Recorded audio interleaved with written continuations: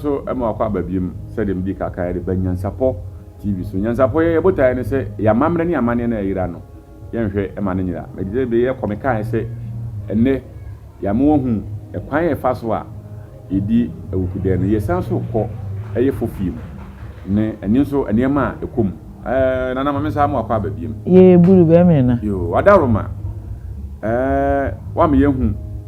o ma ye hu se de awukude enema ekom ne ka Fofie a Fofie no so ye den na di Fofie no so de na de ye Fofie wa hun se ya wada ena Fofie di eki eda nananu didi yaw ewo Asante mem ene da ya wada ye ne bre pa ne biri so ne se ne de eye yaw eda entiri so wo hwa Asante mem akane no eda ne de ye yi pa ye ya wada ene na eje yakofa akrache sem ne nnwuma sem nti ene asesa no se wo ye no nkroma na ba ha ye be sesa sa anya se wo ye no ya wada enipa ma nti yemfa nkomemenda enso kane no na ntisa ya Asante memu ha ya wada ye yawda eda ne ye da eye ni biriye pa yifra nkobne bontuma kane no kra me kai se me nana otete mi na okase na sebiem so bitimi de kantam se me ka Asante ya wada na chese ya Asante kasi wa hine be hia ahene ne ntam no me ka hia ahene ya wada na chese wa kantam kasi ya pa me si hia ahene ya wada e kan ya wada na chese asem a waka no mood pa enti ya wada na enye da eye ahoto da kora ne ye ne nyi saa da no na ya wada di twam a na efiara no ade ya chi fiara no yese ne de ye hu afiri ya ono a ye ko mu no ye hu afiri ye firim enti na no ye se di fiara Fofie na aye ne ye afofida ye hu afiri ne chese ye wani jim se fiada no kane no me mfa we me se kane no na se de okase ye ne ya wada no ye ya wada na wi no me fie ye ya wada no wi anwumre no ye de adwura egu nsuo ma obi wo fie wo dwale bi de dwura no ho me ye de akowura saa fiada no ye ho afi enu ntine chese o ho afi adwura no e wo mienu ye wo busumura adwura enu na teta afom no aha ne ye wa adwura bi so a eso do de yakora yidi ejina ntentene saa timi so ayi bi ubo ni se ya na apai na ba black bi enti se Fofie kura no yetimi de ehinesi ho na ye de ensu agu edi hira atum na adwura ni bi edem enti se ofiri ba bi kura be wura fie ho a je se ye de bi bo ensu ye no epeton ho se wuni ho ya wada no a wo anwura wo ho anwumre no na ade ya chi fiada na wo ba ho a wo se wudwura wo enti ni ye de apeton ho na fi na wo ho afi na so watimi abam ne bibi ayeye bia watimi ayi na se ya to niema agu pa o enei wo bi kura be wura wo fie na bi si abobo ano be ka sa wo ye konfo o ma efie we di abosomsam ko a na wo mu na so okọ twere kronkron a David esu bompa ese nyame fa adwura enwura sa ayi anwumoma ne etire aduonum titemu ba ko eko Psalm 51 wose nyankopon mfa adwura enwura no ebra okofa yuri ayere no na oibofo no be yi na tema ne hu ne bone no chesa adwura no efitete na so ene se de wo kan obi ba wo fie be hu se adwura na si wa ene si wa di kuku esi akwara ya no wo kom o pa se ma bi asoma si de o ti kuro wo no se enuro nko a o tu aboso na ya abamre na wo de efi ni misuo ni ade efiri nipa abamre na wo nim se tete abamre a ni e de pabusi ene esunsumbone enie enso na wo koya yesi eye duro enti Fofie ne de ye ho afiri efiri nkaka ye bia eni ye ho ni ye de akowura memenda no na memenda no akoside ne beba ne memenda no ye fra no edapa edapa edapa na edikosi kosi ade kesi ya dwura ye ho fiara na ade ache memenda ti memenda ndie bibie ne ye ho eye dapa a ye di kowura enti akwesi de no ehwo ne ye bedi de enti memenda na anadwo no yetimi si atumpa so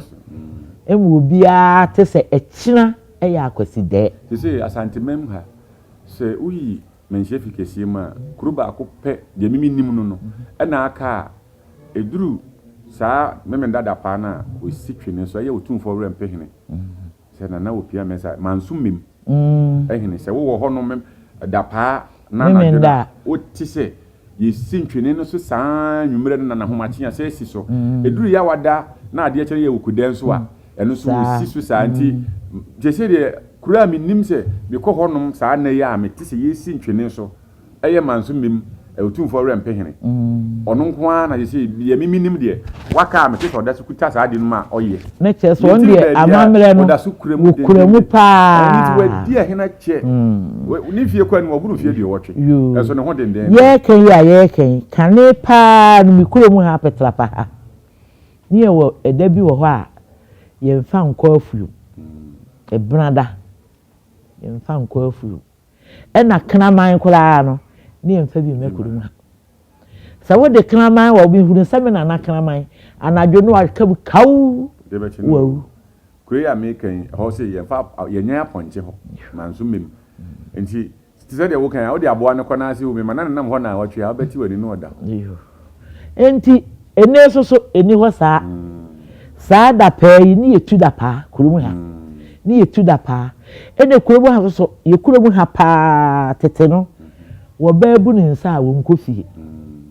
ni ye sifie wo ha kan ni tete nanka kurubia wo bi ye si baabi a brefie bu nsa na wo wura ho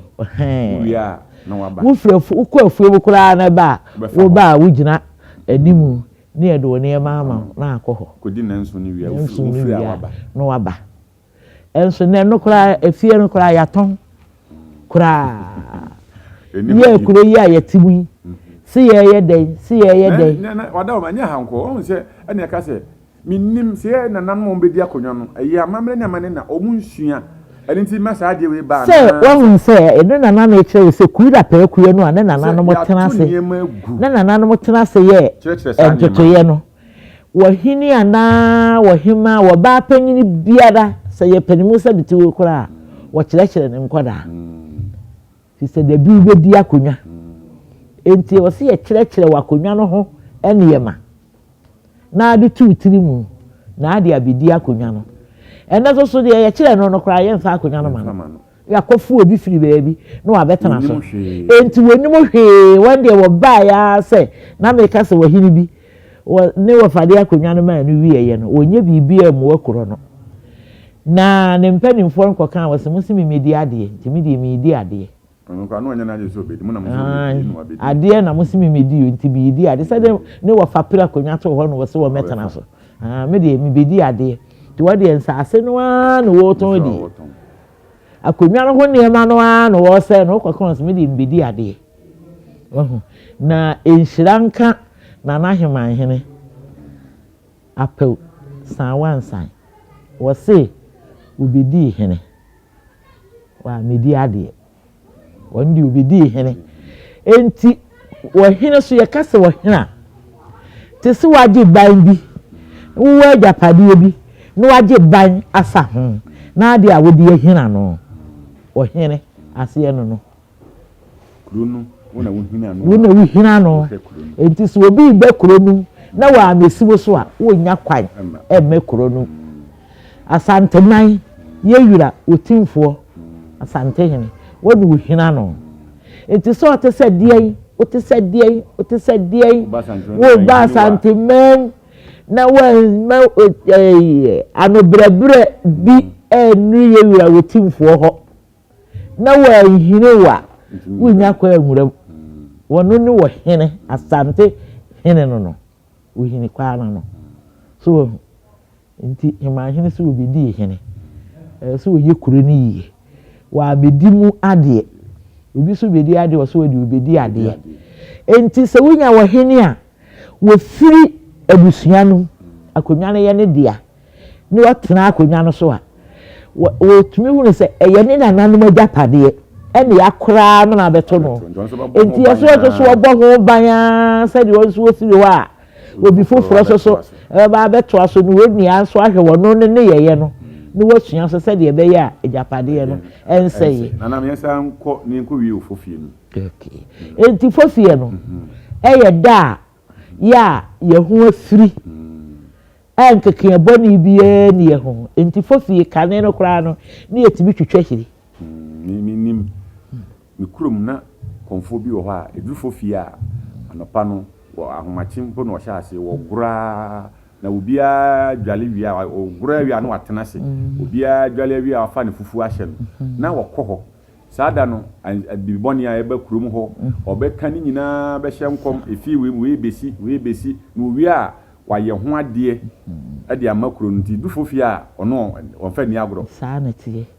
wo kan saa mpapa kurom kunsu mpapa no ne wo mboso kunsu dwumo saa na tie enti nkora awoko de ni bodua no bo shirenum sei no de abo apampem de prawo ho no de aprawo ho saa eduru Fofie a ena won so no saa na no ye ade be chen no de chire atwa kuro no ho nyina sia me ka se akofiri se wo mo ho ba no akofiri ba wo hunu kuro no kuro ba na botai na da ho afi afiduru ya udu kuro no ko no ka che nse na wu kuro no e ba mo wo ho no je se me ba mi hunu kuro no kura enti mo de mugubuo mu enti en hawo ho kane na mtumi se ebi kura na akwantuyem kane na akwantuyem no so sei obi wa akwantuyem no wo bi wu a wo timi sode edi hire twa kuro no ho hia saa na kosuye kura no efie bebe efiri mu no no woto kosuya no kom woto kosuya no kom a ampeni ampa bibi besi na obehwe na ye de bina firi kwa so aba de ni pass me sisi na esie na kama ya say na Fofie no ya ko ya umu ya wada no na ya bi wi Fofie no Fofie no esa akora sa akoye na nanom se bi akonfo da na no so omode ye niema kasa na ya akonfo ene hemfo ene fie mpanimfo mpo eda ya omode ye niema ene titu entaafo obi a atane atase de ebo wo ma aba no wo bisu efiara enu nti ne esi Fofie anto ata wo nwara aba mo enti fiara no na ya Asante eda kronkron pa ye de tie ho e de gi ani ema ya sum dwe yen na ni ikodiko sie memenda da pa no na ya kapai eduru Fofie na waso mensa na o ne komfo bi o na yekọ a aniema ebekọ so ofie honom kosi se adaduane beba Fofie foforo be san ba no komfo no beka ni nyina chere sese o yi BBC ano sese no okwa na obi ani nachi na me de na chi na ko se na pe bibi awe bibi asua bibi ehu nti okwa na me de na chi na me ne ko nti wo ye ni nyina wi a na afi adan ye ni de sese okoye hu bibi no no wa chere no we ni nti ono Fofie wo ye ne den onko ba bia no papa yebe ko na konfo na ye do be ye bia wi no atenase no akwa akotie de obetie ye wi ani asan be fi ene wo ye a ye hu se bia se wo ya abodam kra se be bia wadwene nye be bia wi asan nye du ne de mo da so sa ne ma wu ene so hwa na so we so na me kana asemi onyamfie wo ha ani dumyinu ada o brada ade be chiama na wu no nanti kwansinu nkroma ne ko kire ma de sa nanti bai no onim se oba be wunti wo kire me niam bia o de me nanti ko be bia ko na ye kwansinu nkrono ade chi ye no ye san so nanti bai ama ye sa nanti ba wa efie wa ha ni dumyinu no ne ho den ono aka chem se ko ebre na so nju de ko o te se me da ho ano ansa no wasa ba nya sa wo ha me ntimi nko mi free ho dwa da no ebre na no pa bo no nkrono ana ne nana ba ko frɛ me o frɛ me na me se ade woluma ewu ana na o se ewu ye de na ewu na me se wo ka kyerɛ me se ne obewu enti ono no ye saa ne ma we o di nyini chei obo ne bra ekɔ nanim ennei yesi ni nyina nye ese na mo no akwa mpelifo de ne ebe ya ebetima sa nya sa de we bi se de ebe ya ebenya ne se de ye ya wa wunim bie no emfansie mimiti we enye sika na mepe ena enya hwe na mepe fi se de minim no mi wusesi a ayira enti bi pese be ton ma obi ate enye ton a me ton agisika se bi ko ba bia na obi a so tibi hu se anesa asante se na tie se na nka na asante tie ene se asesen enti tambia me ka se asante tias abusu angusu a ohwe NYANSAPO TV ene nana Okofo Pomaa ono de wode yekoyechi na wa meyehu kanete niema na ye na mebusa na we de atwato na ye di Fofie ho komo no abawe nana yaka bebre afa Fofie no ho emfa so de be pa ne wo saa eda no so saa Fofie ya na nananom transe edi ni kan no na de asomdwie bre fi se saa Fofie no empanyina hia ehun sa ade ewei wo bi kura ho akomfo ni ho bosumi ni ho enso de nananom aka me na to de tirimu no eduru Fofie no a na se wetime de ye bonisi ye ho ban a asomdwie ma no ba bia ya ye ta di saa ne ma no so no ene ye Fofie ade we me mfa me nsa nkoka asase we ye se ye nkoso me nkoho wotumi ye saa ne ma nyina e ma won kwatentene e ma wa hoto na ma wufi yeso koso from enye aduro no wakwaje na emu ti se bible kura se sutie yesena forebo